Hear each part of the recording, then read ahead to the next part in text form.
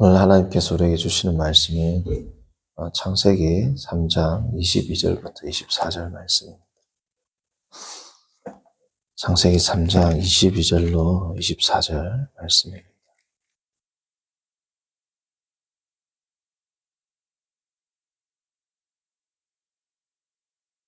함께 합독합니다. 시작.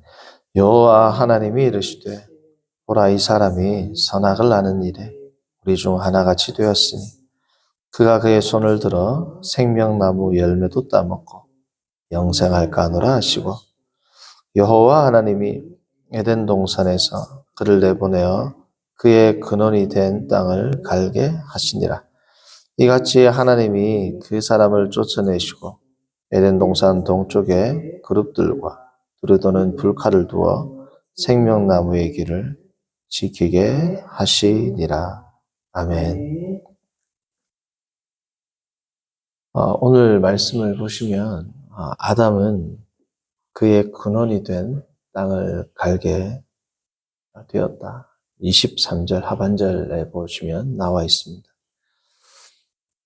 아담이라는 이 명사, 남성 명사는 아다마라는 여성 명사, 땅, 흙이라는 이 여성 명사에서 나왔죠. 그래서 아담은 아다마가 근원이 되겠죠. 23절에 이 근원이 된 땅을 갈게 한다라는 것은 지금 무슨 의미입니까? 23절에 이 문맥은 1차적으로는 하나님의 형벌입니다. 아담이 지금 하나님으로부터 하나님의 통치, 하나님의 성전, 하나님의 임재를 상징하는 에덴 동산으로부터 쫓겨나게 되었다. 23절의 내용이죠. 24절을 보시면 그 결과가 에덴 동산으로부터 쫓겨난 결과가 뭐냐? 생명나무의 길을 갈 수 없게 되었다. 24절을 보시면 다시 말씀드리면 생명으로부터 끊어졌다라는 거예요. 아담과 하와는 이제 그의 근본된 땅을 가는 그러한 비참한 지경에 이르렀고, 17절입니까? 앞에 보면 이제 종신토록 뭐예요? 평생에 수고하여야 그 소산을 먹으리라. 히브리어로 보면 평생에 수고하여야 땅을 먹으리라. 흙을 먹으리라. 아담아를 먹으리라. 이 뜻이거든요. 이 말은 결국은 뱀에게 준 저주와 같은 겁니다. 뱀도 종신토록 흙을 먹는 것이고 인간도 그런 것이고, 그러나 뱀과의 차이점은 인간에게는 회복이 있다라는 의미 아닙니까?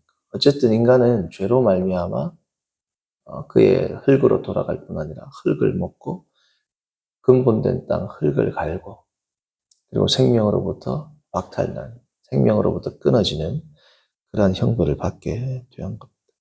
자, 인간의 죄가 이렇게 큰 결과를, 비참을 낳게 되었는데, 이 인간의 죄는 다른 말로 하면 뭐예요? 중심의 이동입니다. 중심의 이동. 그래서 오늘 말씀의 제목은 두 중심입니다. 두 가지 종류의 중심. 첫 번째, 중심이 이동하는 것으로 말미암아, 다시 말씀드리면 죄를 짓기 전에 인간은 하나님 중심의 삶을 살았죠. 그런데 하나님처럼 되려고 하는 인간 중심으로서의 삶이 이동되는 것으로 말미암아 인간에게는 어떠한 형벌, 비극, 저주가 주어지느냐. 첫 번째로는 live, 사는 것에서 survive로 바뀐 겁니다. 그렇죠? 사는 것에서 살아남는 것으로 바뀐 겁니다. 그러니까 사는 것이 호흡하는 것처럼 자연스러웠단 말이죠. 인간에게 하나님께서 주신 첫 번째 복이자 명령은 생육하고 번성하며 땅에 충만하고 땅을 정복하고 다스리는 것이었습니다. 일전에 우리가 이 말씀을 살펴본 것처럼 이것은 명령이지만, 명령의 형식을 띠고 있지만 이건 복입니다. 복. 이런 것으로 제가 예를 들은 것으로 기억하는데, 귀한 손님을 초대해 놓고 이 음식을 마음껏 드십시오. 드십시오지만 명령법이거든요. 문법적으로 보면. 혹은 청원법입니다. 청원법은 넓은 범주에 있어서 명령법에 들어가요. 이 음식 맛있게 드세요. 아니면 좀 더 쉽게 아들, 친구들이 왔단 말이에요. 야, 이거 맛있게 뭐야? 다 먹어라. 형식은 명령법인데 뭐예요? 베풀어 주는 거랍니다. 마음껏 먹으라는 뭐예요? 복입니다. 베풀어 주는 거. 생육하고 번성하며 땅에 충만하고 땅을 다스리고 정복하라. 이것은 명령의 형식이지만 뭐예요? 하나님이 주시는 복이고 이것은 뭡니까? 자연스러운 거예요. 우리가 부부가 정말 예를 들면 뭐 몸에 이상이 없는 한 부부가 결혼해서 가정을 이루고 아이를 낳는 것은 자연스러운 겁니다. 그렇죠? 아이를 낳아야죠. 일을 하는 게 아니라 말이죠. 그냥 일상적인 삶인 겁니다. 생육하고 번성하며 땅에 충만하라. live, 그냥 사는 것입니다. 하와에게는 이것이 큰 복이고 즐거움이고 기쁨이며 호흡하는 것처럼 자연스러운 일이었는데 죄가 들어옴에 따라 어떻게 됐습니까? 이제 고통이 들어오게 됩니다. 고통이 들어오게 되면서 live에서 survive로 바뀐 겁니다. 자, 아이를 낳을 때 고대인은 많이 죽었어요. 그렇죠? 큰 뭡니까? 고통과 생명을 담보로 하는 그러한 이제 작업이 된 겁니다. 아이를 낳는 작업이. 또한 아이를 그렇다고 해서 안 낳을 수도 없어요. 안 낳으면 어떻게 돼요? 쫓겨날 수도 있단 말이죠. 여인으로서의 삶이 보장이 안 됩니다. 낳아도 보장이 안 되고, 안 낳아도 보장이 안 돼요. 그래서 남편을 원하게 되는 이것이 지극히 자연스러운 것이지만 하나님의 형벌에서는 원하는 것이 뭐 어떻게 되는 거야? 살아남기 위해서. 먹고 사는 문제라 있지 않습니까? 결국은. 먹고 사는 문제에 봉착하게 되는 뭐라고요? survival 사유가 되는 survival. 남자에게 주어진 이 형벌도 마찬가지죠. 하나님께서 에덴 동산에서 2장 15절을 보시면 경작하고 지키고 가꾸고 이렇게 삶입니다. 호흡하는 것처럼.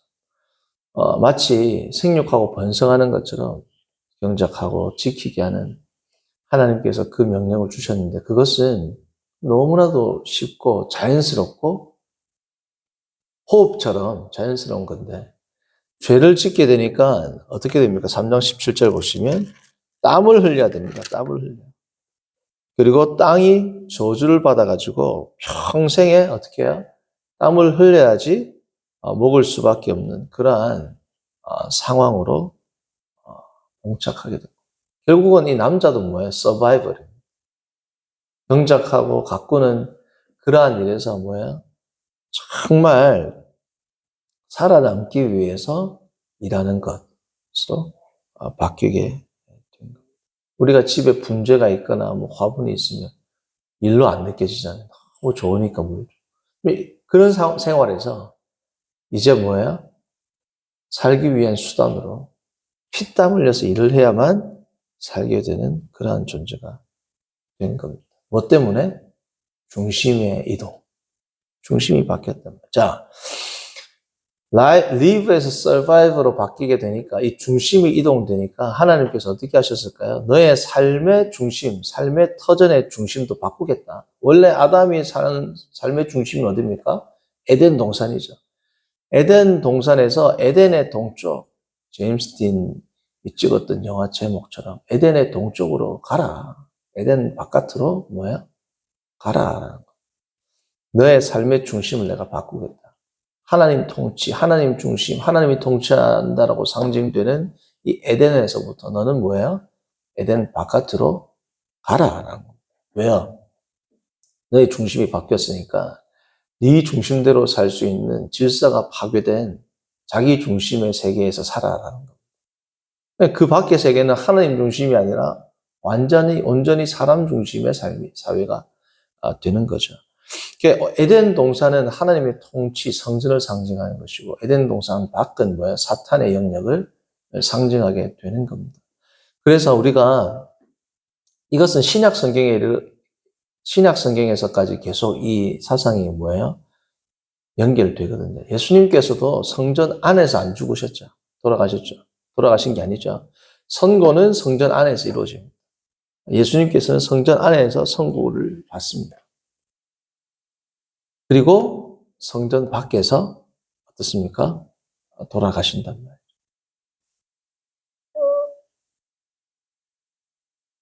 자, 이거는, 자, 어떻게 우리가 무엇의 성취로 보면 되냐면, 유대인들이 볼 때는, 유대인의 관점에서 볼 때는 예수님은 2번 돌아가신 거예요. 왜냐하면 사내들인 공회가 있는 예루살렘에서 십자가형이 선포가 됐죠. 이미 선고가 됐죠. 한번 죽어보면 돼요. 과거형. 그런데 그 집행은 어디예요? 골고다. 서쪽입니다. 예루살렘 성전 서쪽.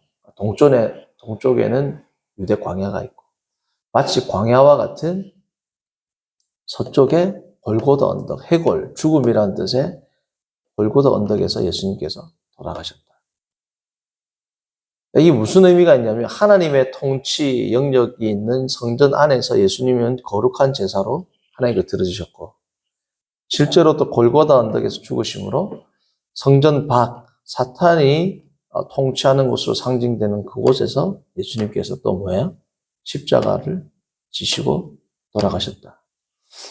이 말은 지금 제가 뭘 설명하다가 나왔냐면 에덴 동산, 성전은 하나님의 통치 영역이고 바깥은 당연히 바깥도 다 하나님이 통치하시죠. 그러나 지금 이 창세기로부터 나오는 이 사상은 뭐냐? 하나님의 통치 바깥에 있는 사단의 영역이 에덴 동산 밖이라는 그런 메타포, 그런 비유를 쓴단 말이죠. 그래서 그 바깥에 쫓겨나는 것 자체가 뭐라는 겁니까? 형벌이고 저주고 죽음이라는 겁니다. 이 비유는 어디에서 극명하게 드러나냐면 레위기 16장, 우리가 잘 아는 대속죄일이 있는 날입니다. 레위기 16장 잠깐 볼까요?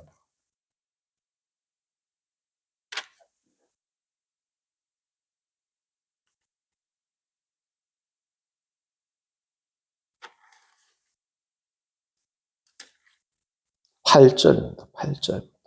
우리가 잘 아는 대속죄일 날 염소 2마리를 가지고 옵니다. 한 마리는, 자, 8절부터 읽어봅니다. 2 염소를 위하여 제비 뽑되 한 제비는 누구를 위하고? 여호와를 위하고, 한 제비는 누구요? 아사셀을 위하여 할지며. 한 제비는 제비를 뽑는데 한 제비는 뭐예요? 여호와를 위하고, 한 제비는 아사셀을 위한다. 여호와를 위한다라는 뜻도 되고 여호와에게, 또 한 제비는 아사셀에게 위하여도 되고 에게도 됩니다. 이 전치사는. 자, 왜 여호와 위하여도 되고 에게도 되냐? 9절을 보시면 아론은 여호와를 위하여 제비 뽑은 염소를 속죄제로 드리고, 아사셀을 위하여 제비 뽑은 염소는 산채로 여호와 앞에 두었다가 그것으로 속죄하고, 아사셀을 위하여 뭐라고요? 광야로 보낸다. 자, 근데 이거 위하여라는 뜻, 라는 이 전치사는 에게도 되거든요. 그러니까 여호와에게 속죄제를 드리고 한 마리는, 그렇죠? 나머지 한 마리는 산채로 여호와 앞에 두었다가 그것으로 속죄하고 아사셀에게입니다. 그죠? 그러니까 광야는, 자, 성전은 누구에게 속했다는 거예요? 여호와에게. 성전 안에서는 여호와에게 죄를 속한다는 의미로 아사셀 염소를 뭐예요? 속죄제로 드리고, 그렇죠? 그리고 또 한 마리는 아사셀에게 뭐예요? 이 10절을 보시면 여호와 앞에 두었다가 그것으로 속죄하고 아사셀을 위하여 아사셀에게 광야로 보낸다. 속죄 제사를 죽이는 게 아니에요. 첫 번째 여호와를 위하여 하나님에게 드려지는 제물은 속죄제를 드려가지고 죽이는 겁니다. 두 번째 아사셀에게 드리는 염소는 속죄제를 했는데 이 속죄제가 여기서 죽는 게 아니고 어디서 죽어요? 광야에 가가지고 광야에서 죽는단 말이에요. 죽게 한단 말이에요. 광야는 왜? 사단이 통치하는 영역을 상징합니다. 여기서 말하는 아사셀은 누구냐면 사탄의 명칭이에요. 사탄의 명칭이 여러 개가 있죠. 아사셀이라는 사탄이 있습니다. 사탄이라는 악한 영이 있습니다. 이거는 성경에는 안 나오는데 외경에 나오거든요.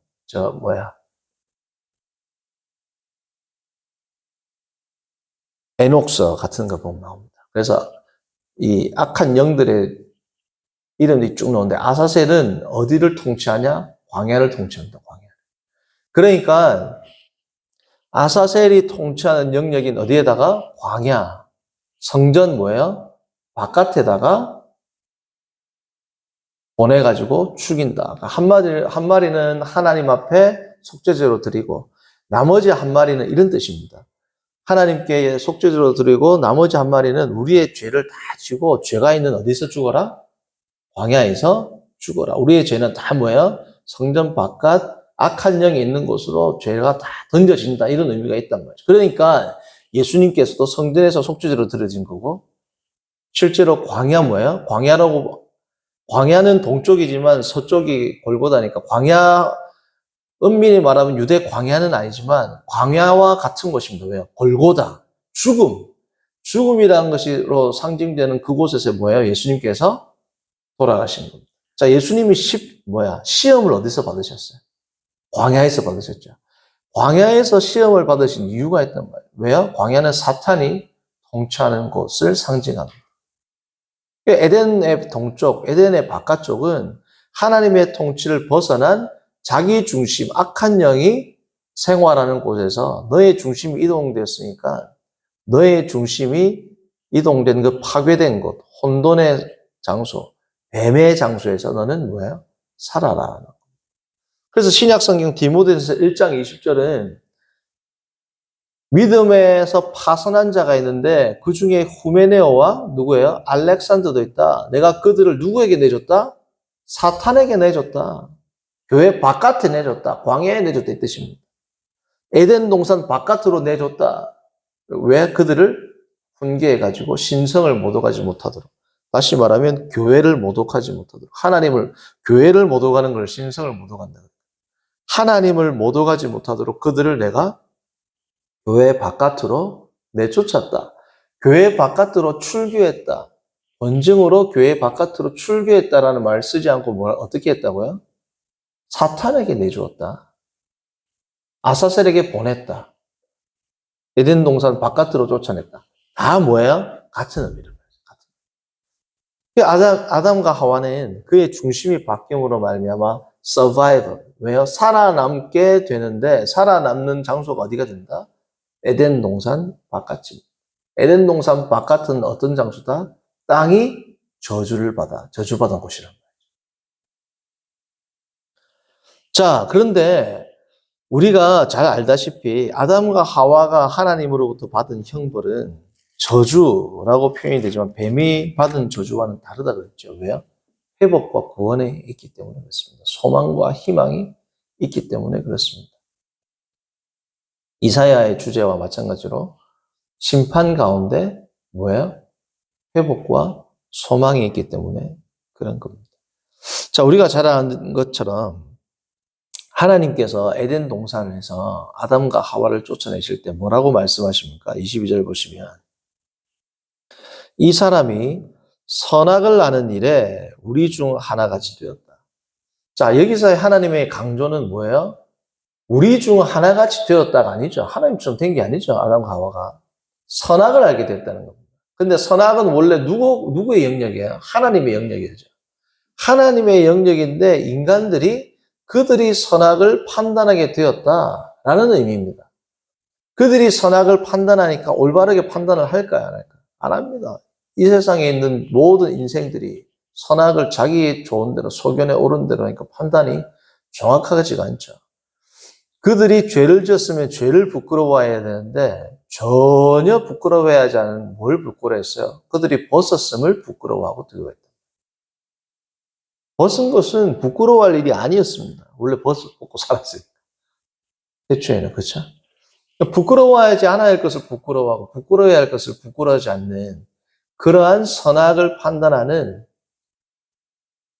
선을 악으로 판단하고 악을 선으로 판단하는 그러한 하나님과 우리 중 하나와는 완전히 반대가 되었으니라고 하는 게 맞는데 하나님은 뭐예요? 뭘 강조한다? 인간이 선악을 판단하는 주체가 됐다는. 그럼에도 불구하고 우리 중 하나같이 되었다라는 것은 뭐예요? 냉소적인 표현이란 말이에요. 아담과 하와가 선악과를 따먹은 거는 단순히 아주 막 먹고 싶네 해서 따먹은 게 아니죠. 우리 중 하나같이 하나님처럼 되려고 뭐예요? 따먹었단 말이에요. 하나님처럼 되려고 따먹은 그 아담과 하와의 그 말을 그대로 하나님께서 되갚아 주시는 거예요. 그래. 우리 중 하나같이 하나님처럼 되려고 먹었더니 네가 하나님처럼 됐네. 이 뜻입니다. 이 냉소적인 표현으로 우리가 봐야 되는 것이 중요한 이유는 뒤에 나오는 구절도 이렇게 보면 해석이 자연스러워요. 보시면 생명나무 열매도 따먹고 어떻게 할까? 영생할까 하노라. 생명나무 열매를 따먹는 것 자체가 영생을 주는 게 아니죠. 그런데 아담과 하와는 생명나무 열매를 따먹을 거 아닙니까? 에덴 동산에서. 그런데 선악과를 따먹을 때도 하나님처럼 되려고 따먹었죠. 자, 생명나무 실과도 죄를 범하기 전에는 그냥 하나님이 주신 선물로 먹은 겁니다. 그런데 죄를 짓고 나서는 인간의 마음에 죄가 들어오고 뭐처럼 되려는 마음, 그의 중심이 하나님처럼 되려는 마음이 가득 차니까 생명나무의 실과도 뭐 때문에 따먹을까요? 하나님처럼 영생하는 존재가 되려고 따먹는다. 그것을 우리가 막아야 되겠다. 그러니까 이것은 형벌인 동시에 뭐예요? 인간이 더 큰 죄를 계속해서 하나님처럼 되려고 하는 그 죄악을 방지하기 위한 목적으로 뭐예요? 에덴 동산으로 쫓아낸다라고도 볼 수 있죠. 그러니까 에덴 동산으로 쫓겨나는 것은 저주인 동시에 은혜입니다.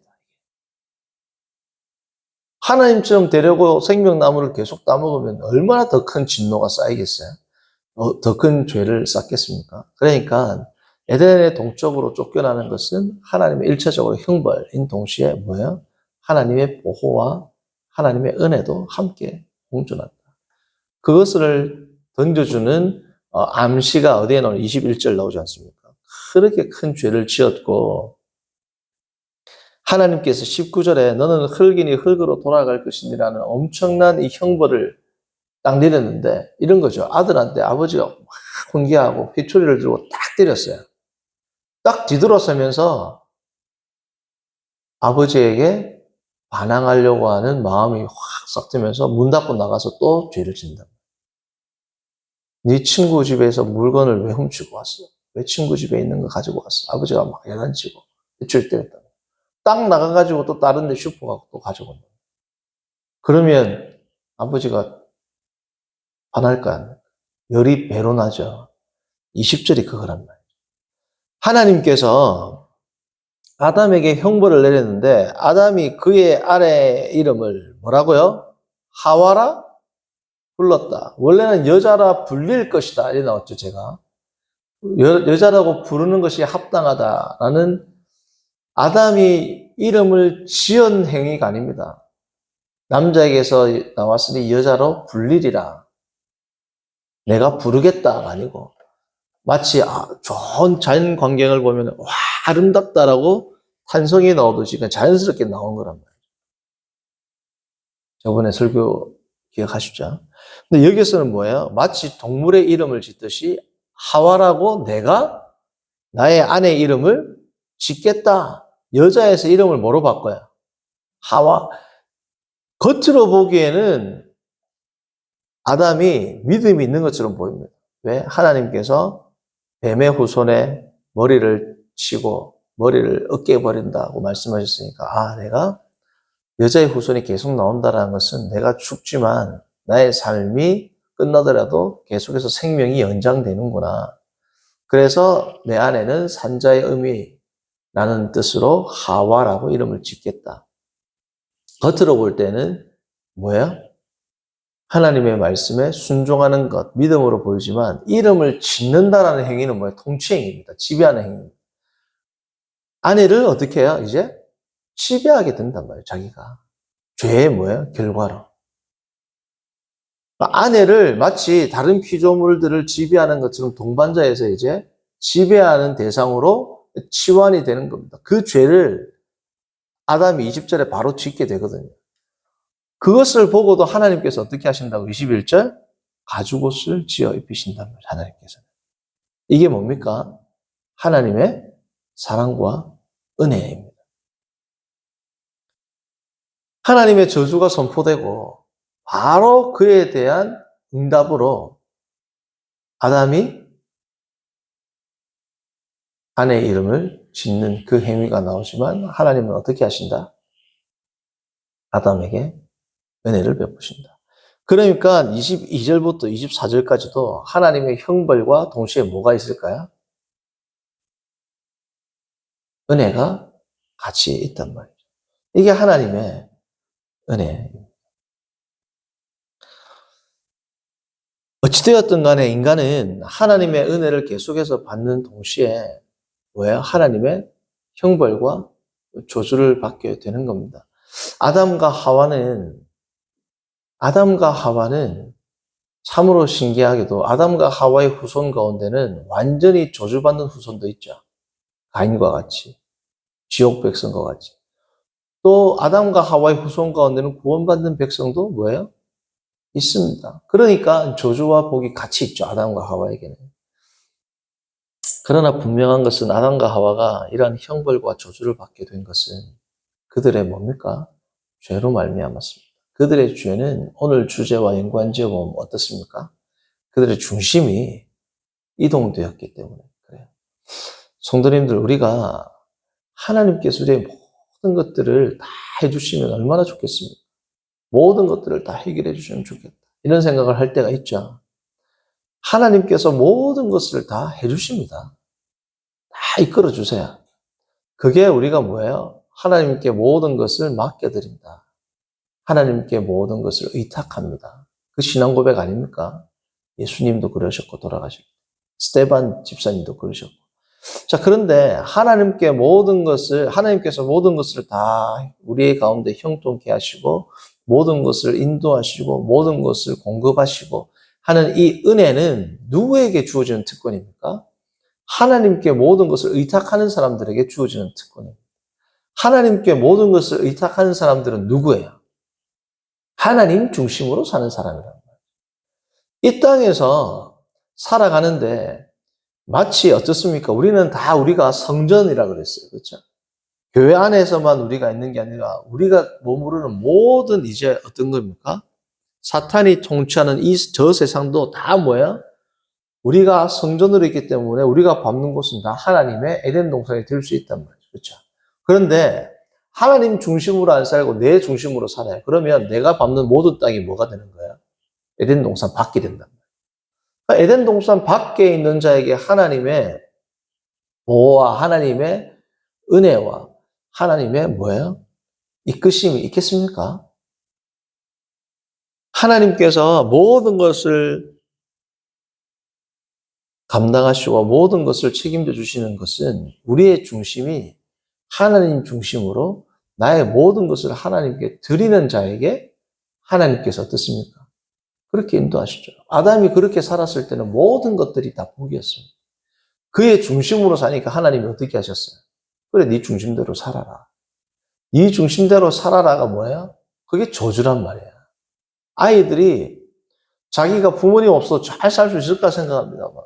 초등학생들은 없으면 편할 것 같단 말이죠. 부모님이 제일 큰 저주가 뭐예요? 7살, 8살 되는 애가 네 마음대로 살아라 집에서 쫓아내요. 살 수 있습니까? 그것보다 더 큰 저주가 어디 있겠어? 집에서 야단 맞고 회초리 맞더라도 집에 있어야지. 그런 거란 말이죠.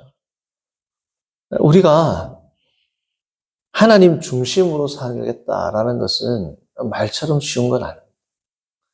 우리의 모든 언행심사, 나의 선택, 나의 결정에 있어서 내가 생각할 때 눈에 보이고 좋아 보이고 보암직도 하고 먹음직도 하고 탐스러운 그것을 택하는 게 아니라 뭐야? 하나님 중심으로 택해. 보암직도 하고 먹음직도 하고 참 탐스러운 것을 택했던 아담. 또 뭐예요? 롯. 다 뭡니까? 하나님 앞에서의 마지막이 좋지 않았단 말이죠. 그렇죠? 우리도 정말 나의 모든 생활이 나의 중심이 아니라 하나님 중심으로 하나님께 나의 모든 삶을 의탁해서 죽음까지도 의탁하는 예수님과 그 수많은 위대한 믿음의 선배들의 그 신앙을 본받아서 주님과 함께하는 형통을 누리는 복된 성도님들 되시기를 바랍니다. 거룩하신 하나님 아버지, 오늘 우리가 창세기의 말씀을 통하여 두 종류의 중심을 우리에게는 늘 상존해 있고, 지금 이 순간도 우리의 마음 가운데는 나의 중심과 하나님의 중심으로 살려고 하는 거룩한 열망과 죄의 열망이 서로 투쟁하는 그 삶 가운데 우리는 그 현장 가운데 살고 있음을 이 시간 믿음으로 고백합니다. 하나님, 우리가 늘 성령의 음성에 따라, 성령의 지도에 따라, 성경 말씀에 따라 주님 중심, 주님의 영광을 위하여 살아가는 복된 인생들 되도록, 성도들 되도록 인도하여 주옵소서. 예수님의 이름으로 기도합니다. 아멘. 하늘에 계신 우리 아버지여, 이름이 거룩히 여김을